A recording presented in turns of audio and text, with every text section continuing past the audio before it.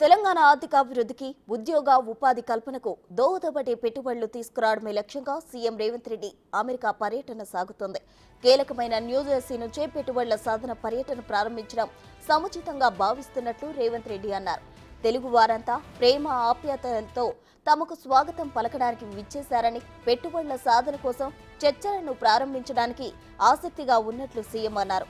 తెలంగాణను మరింత గొప్పగా అభివృద్ధి చేసుకోవడం మనందరి ఏకం చేసే కలన్నారు రేవంత్. ఇక ఆ కలను సాకారం చేసుకునే దిశగా ఈ పర్యటన సఫలీకృతం అవుతుందని ఆశిస్తున్నట్లు చెప్పారు.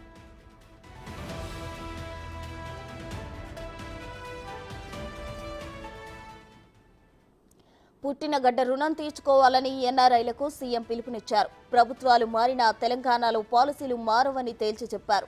రాజకీయ పార్టీలు, ప్రభుత్వాలు సిద్ధాంతపరంగా భిన్న వైఖరి తీసుకున్నా అభివృద్ధిని ముందుకు నడిపించే నిర్ణయాలే తీసుకుంటున్నామని అన్నారు. తెలంగాణలో నిరుద్యోగాన్ని రూపుమాపడమే లక్ష్యంగా పెట్టుకున్నామని రేవంత్ చెప్పారు. సీఎం పర్యటనకు విపరీతమైన స్పందన లభిస్తోందని కాంగ్రెస్ నేత రోహిన్ రెడ్డి తెలిపారు.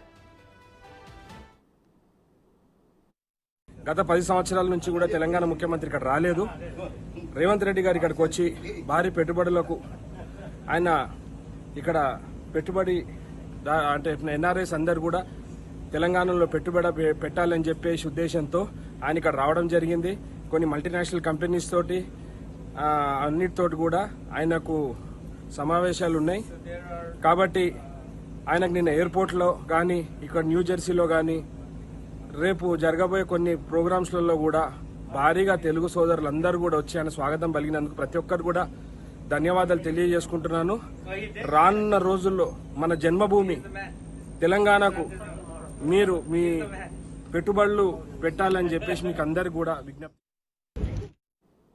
న్యూయార్క్ నుంచి మొదలైన పర్యటనలో రాబోయే 10 రోజుల పాటు అమెరికా, దక్షిణ కొరియాలోని వివిధ నగరాల్లోని ప్రభుత్వ, ప్రైవేటు వ్యాపార ప్రముఖులతో సమావేశాలు, చర్చలు జరగనున్నాయి. దిగ్గజ కంపెనీల అధినేతలతో సీఎం భేటీ కానున్నారు. తరువాత దక్షిణ కొరియాలో రేవంత్ రెడ్డి పర్యటిస్తారు. తెలంగాణకు పెట్టుబడులే లక్ష్యంగా రేవంత్ రెడ్డి, ఆయన బృందం విదేశాలలో పర్యటిస్తోంది. ఈ నెల 14న తిరిగి తెలంగాణకు రానున్నారు. 10 రోజుల పాటు సీఎం పర్యటన కొనసాగనుంది.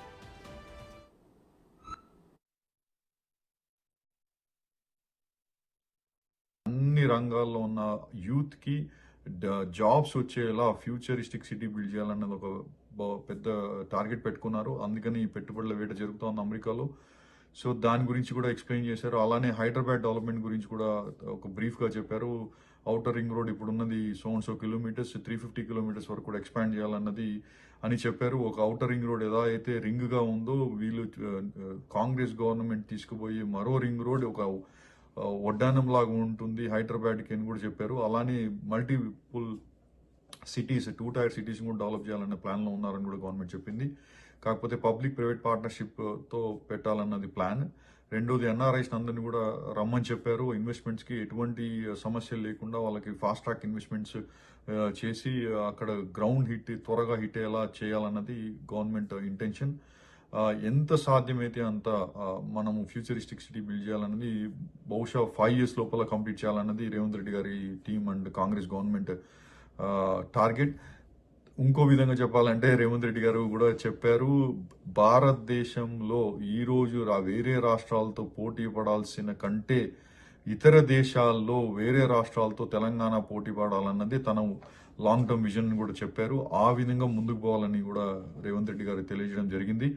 సో ఎందుకంటే మన దగ్గర ఉన్న టాలెంట్, మన దగ్గర ఉన్న రిసోర్సెస్ అమెరికాతో కంపేర్ చేసుకున్నా, డెవలప్డ్ కంట్రీస్తో కంపేర్ చేసుకున్నా ఏం మన దగ్గర తక్కువ ఉన్నదని కూడా ప్రశ్నించారు ఆయన. సో మన దగ్గర అన్నీ ఉన్నప్పుడు మనం ఎందుకు చేయలేకపోతున్నాము, మీరు ముందుకు రండి, ఎటువంటి సహకారమైన ప్రభుత్వం నుంచి ఉంటుంది, మేము మీకు సహకరిస్తాము, మీరు ఇన్వెస్ట్మెంట్స్ చేయండి, ఫ్యూచరిస్టిక్ సిటీ బిల్డ్ చేస్తాము, యూత్కి అన్ని జాబ్స్ ఇవ్వాలి, మనం ఒక రోల్ మోడల్గా ప్రపంచంలోనే తెలంగాణ, హైదరాబాద్ మరియు తెలంగాణ ఒక రోల్ మోడల్గా ఉండాలన్న విజన్తో ముందుకెళ్తున్నారండి. నేను మీ లక్ష్మణ్, న్యూ జెర్సీ నుంచి బిగ్ టీవీ కోసం రిపోర్ట్ చేస్తున్నాను. Thank you.